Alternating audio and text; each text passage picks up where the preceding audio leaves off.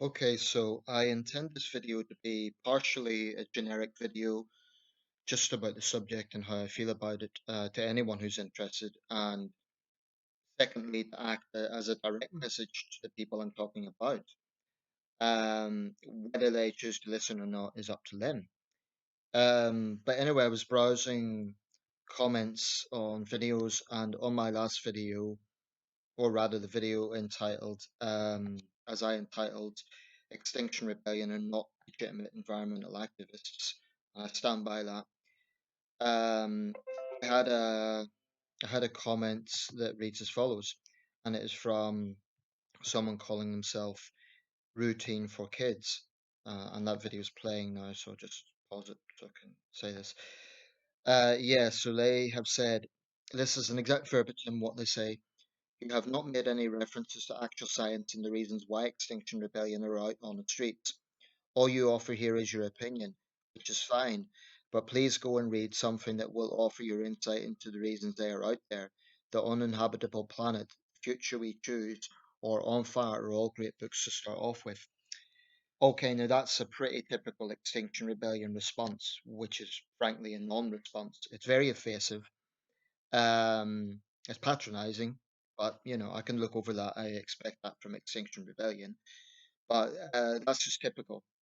This person is trying to imply that the issue lies in somehow my ignorance about climate change. So they're alleging I'm critical of Extinction Rebellion because I don't understand the issues, and I don't know why they're out there. I know why they say they're out there. I've listened to their interviews. I've listened to their explanations. So that's what they put out. And that's how we, the public, get to judge them. Um, Before I get into specifically Extinction Rebellion, I want to just elaborate on a more general principle I take regarding social movements, campaign movements. All these groups, whether it be Extinction Rebellion or Black Lives Matter or any other significant socio political movement, they're all motivated by their absolute belief in their argument. Now, people have strong convictions, and that's okay. I I've never been critical of the principle of activism. I've done a bit of it myself. I have strong views on things, but I have always felt very strongly that if you align yourself with a movement, whatever the movement is, if there are extremes in that movement, or if there is controversy around that movement, and you cannot bring yourself to introspect, if you cannot bring yourself to have an honest assessment about negative public opinion or otherwise, then that diminishes your argument because you're demanding that the public listen to you, the wider public, but you're not prepared to listen to feedback. That is a fundamental problem with movements that become so entrenched in their ideology that they can't introspect. I feel that responsible activists, they push hard for their goals. They will peacefully protest, they'll petition, they will do what they can to make change, short of violence and short of illegal activity. But they will also, importantly, try to get the public on board. Now, what Extinction Rebellion has utterly failed to do is to get the public on board, but it's partly because they don't even want to. Extinction Rebellion sees the public as the enemy. This is why I'm so critical of this movement. They are not working for humanity, okay? They say that everything they do is about the problems facing the planet. Now, if on the surface that's what it was really about, you could think, okay, well, they have the foresight to act on this. But I think there's a few problems with that argument. Firstly, I don't believe that Extinction Rebellion is just about the climate issue, because if you look at the political ideology of some of its senior figures, it's pretty far left. Okay, they explicitly state that they want to tear down the capitalist world. Okay, not the communist world, just the capitalist world. Even though China is a major CO2 emitter. So that's an interesting thing. Their focus is entirely aimed at the West: Britain, France, Germany, the United States. Now they say that's just practical because they can't physically be in China. Maybe, but it does look inconsistent if they're not, leveling equal critique at the Chinese government. They could protest outside the Chinese embassy. They haven't done so. They may not be able to physically go to China, but they could protest outside the Chinese embassy. So why haven't they done that? Um, I believe that when people become so deeply entrenched in a movement that it becomes almost cult-like. So outsiders like myself, they have no respect for, and that's fine. You know, they they kind of introspect, so it becomes almost like they don't want to change opinions. I honestly wonder, are they actually, do they relish being on the fringes? Do they relish being outsiders? They think they're heroes. It's something I've noticed about Extinction Rebellion activists. They think very highly of themselves. You see this in their forums, the way they really praise each other, and there's very, very little introspection. For example, oh, maybe we shouldn't have done that because that inconvenienced people, therefore it gives us bad optics. With a few exceptions, they don't do that. And that is cult like. You know, they don't think outside the box. They follow the crowd, actually, within the domain of Extinction Rebellion. In terms of internal debate, from what I can see, there isn't a great deal of it. And where there is, it just exposes the problems of this organization. Um, Part of the problem is it doesn't really have a central structure. There are sort of leaders and founders like Roger Hallam, who is very far left. He has stated on record that he wants to overthrow the capitalist West. So, the guy is definitely, his politics are far left. Um, but in terms of that hierarchy, when there was that stunt in the London Overground and the activists kind of got on the train and blocked it from moving and it angered a lot of commuters, this was before the lockdown. Um, that was a rare occasion where Extinction Rebellion made a sort of response and said we didn't sanction it. But this is the problem. If you don't have a control structure within your organization, then it is going to be rife for people to interpret it their own ways.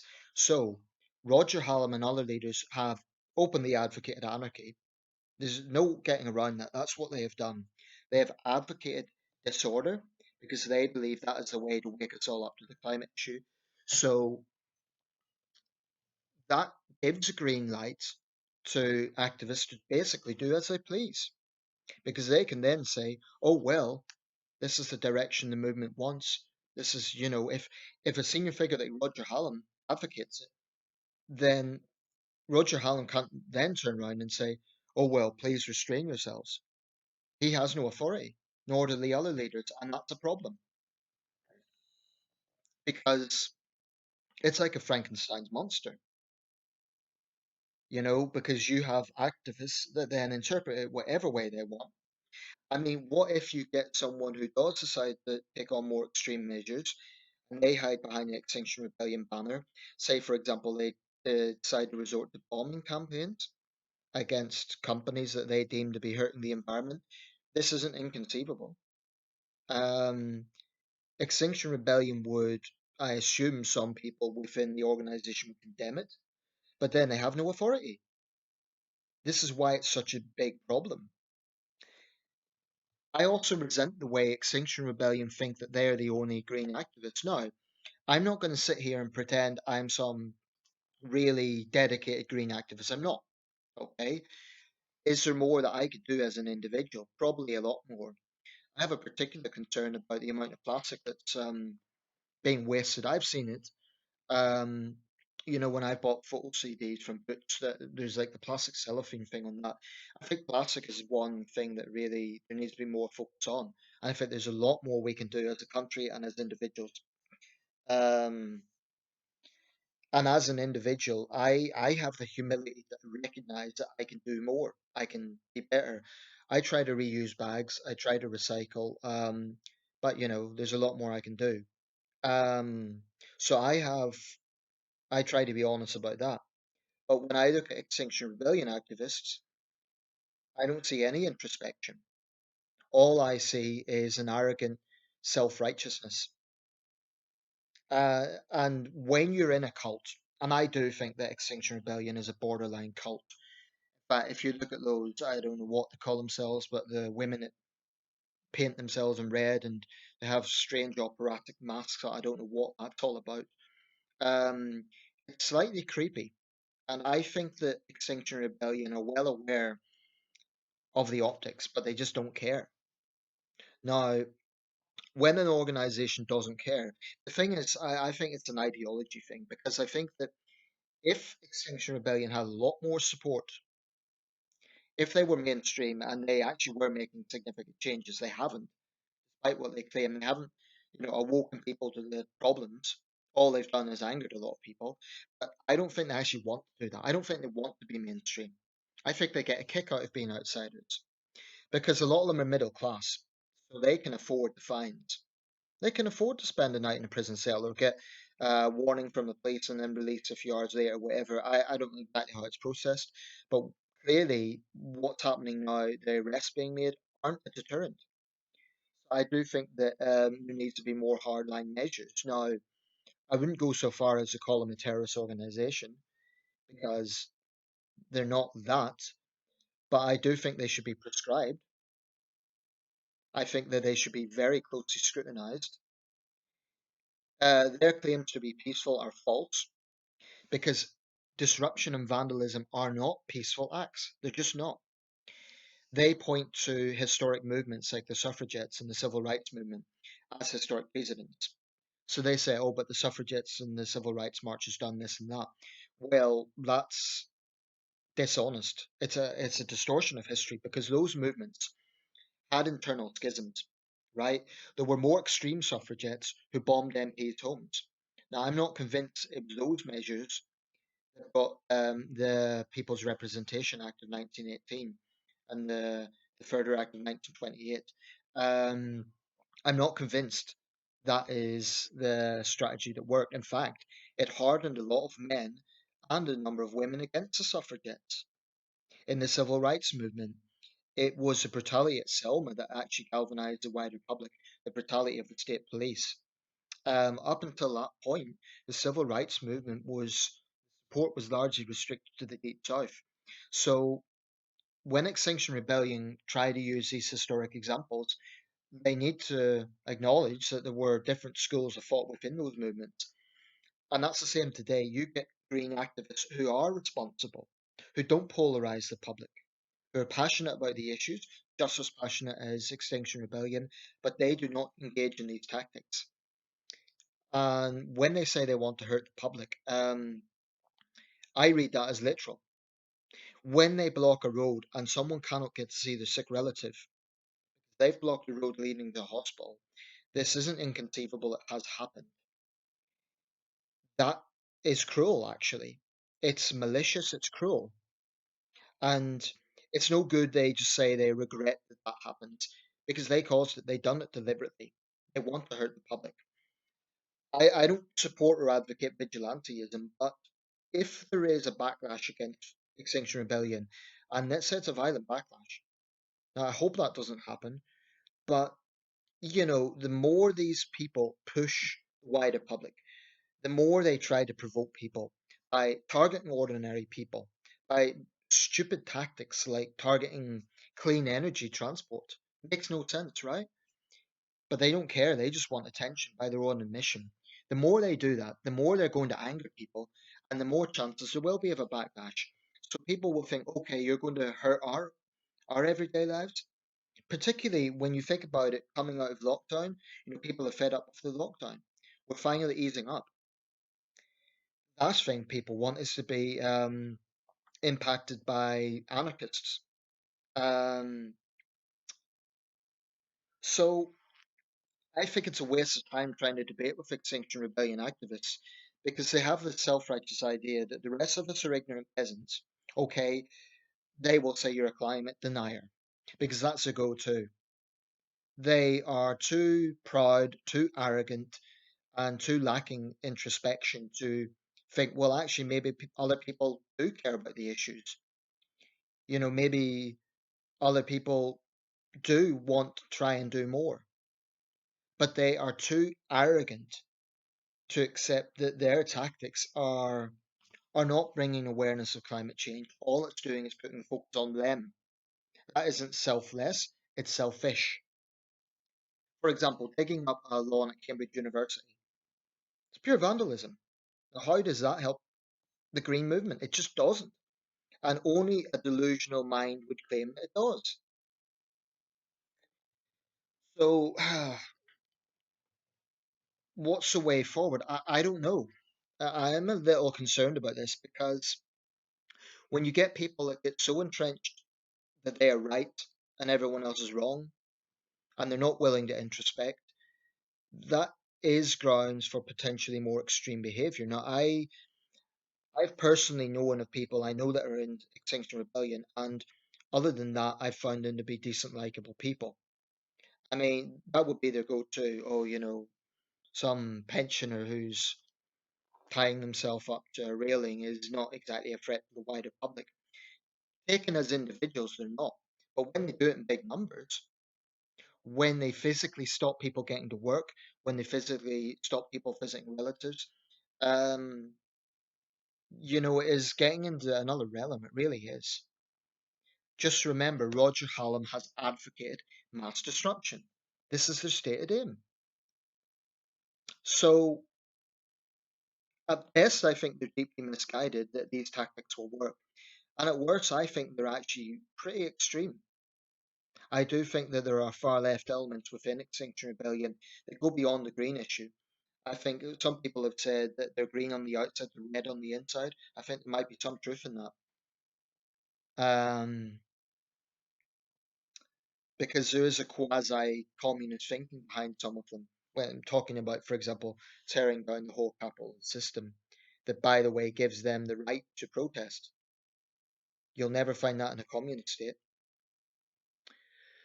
And they do have a right to protest. They have a right to their opinions. They have a right to be idiots. But what they do not have a right to do is hurt other people. And that is what they're doing. So the public are going to start asking questions. They're going to start saying, well, maybe it's time we get tougher. It's not good enough to just give them a fine. They don't care about that. I think there should be public payback.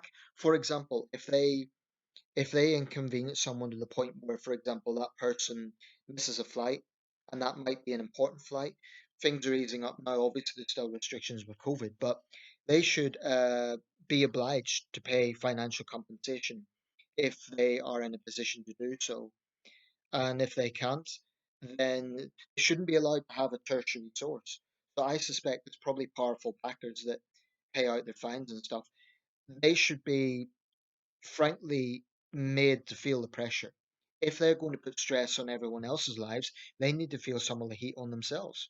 They need to feel pressure. I'm not talking about violence. I'm talking about, for example, financial pressure. Fine them to the point where they're made bankrupt. This sounds drastic. It sounds hard line, but I honestly think that up to this point, the policy, the approach of just arresting them obviously isn't working. So there has to be a change of tactic. And, if they're professional protesters. So if the government made some big sweeping announcement tomorrow about tackling climate change, they wouldn't be satisfied. They would just find an angle to justify further disruption, because I think they get a kick out of it. I really do. They see themselves as heroes. They're not heroes. They're anarchists. Um, and it should be unacceptable that an extreme minority. And when you look at the Facebook group, they have about 250,000 supporters. It goes up and down, but that's roughly what it is. And there might be others who are broadly sympathetic to them but wouldn't join in the protests. But we're in a country of 68 million. right? So they are a very small minority when you look at it that way. It should be unacceptable that this minority should hold the rest of us hostage. You know, they claim they're working for the future of the planet, but they're actually very anti people. If Extinction Rebellion had their way, we will all be living in mud huts, and you know that they are against human society. When you really get down to it, when you get down to their arguments, and also regarding the science, some of their claims are just plain false. For example, they will say that billions of people will die within 5 years. Now, certainly thousands of people will die from the effects of climate change, stronger hurricanes. In fact, my brother and his family have just escaped Hurricane Laura. So I'm under no illusions that there are real issues out there. But the hyperbole that they're using, which are reducing school children to tears, it's dangerous. I think they are borderline cult. And I think that needs to be understood. We know from history that cults are dangerous. Look at the Jonestown massacre, look at Waco. I honestly think at some point, but I don't think it will be the whole movement, but I think a faction within Extinction Rebellion will try something more extreme, whether it be a bombing campaign, whether it be something like that. This is why I think they need to be prescribed, because the current approach is not working, and the public are so sick of them. I honestly think the wider public are sick of them. Anyway, I'll leave it there. If you're in Extinction Rebellion, I don't expect for a second that you will listen to anything I've said, because you're not interested really in arguments, are you? You're not. You just want to say that you have a right to do what you please, because you hide behind the climate change issue. Um, and that's what's plain to see.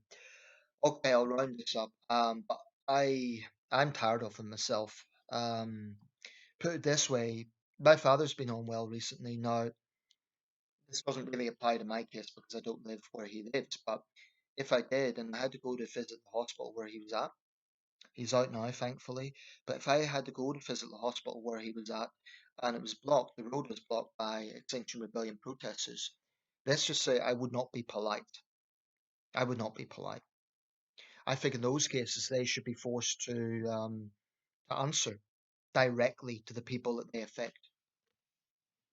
And they might, maybe, possibly find some humility and consider maybe we should change these tactics.